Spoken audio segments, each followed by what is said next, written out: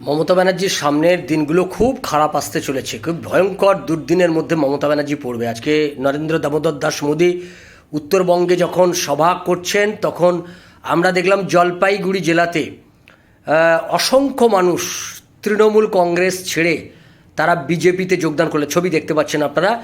তৃণমূল কংগ্রেস ছেড়ে কয়েক হাজার মানুষ, তারা কিন্তু কেউ নেতা নয়, এবং বিজেপি থেকে এটা পরিষ্কার বলে দেওয়া হয়েছে চোর বাদে, তৃণমূল কংগ্রেসের যেগুলো চোর আছে সেই চোর বাদে বাকি সকলেই স্বাগত। মমতা ব্যানার্জির মাথায় হাত, গোটা উত্তরবঙ্গ মমতা ব্যানার্জি সাফ, দক্ষিণবঙ্গের অন্তত 3টে জেলাতে মমতা ব্যানার্জি সাফ হয়ে যাবে। মমতা ব্যানার্জি আগামী লোকসভা নির্বাচনে যেটুকু সাফল্য পেয়েছে চুরি টুরি করে, ডাকাতি করে, বামেদের বদান্যতায়, 2026-এ মমতা ব্যানার্জির অবস্থা শোচনীয় হবে, এটা কিন্তু বোঝাই যাচ্ছে।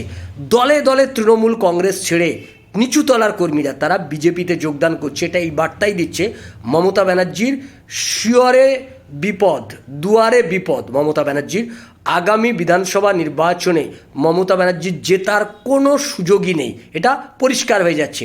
রাজ্যের বিভিন্ন প্রান্ত থেকে আমরা বীরভূমে দেখেছি, আমরা নদিয়াতে দেখছি, আমরা যে বিভিন্ন জেলাগুলোতে দেখছি, বা জলপাইগুড়িতে যে ছবি আপনারা দেখছেন, জলপাইগুড়িতে কয়েক হাজার তৃণমূল কংগ্রেসের কর্মী তারা যোগদান করে গেল বিজেপিতে।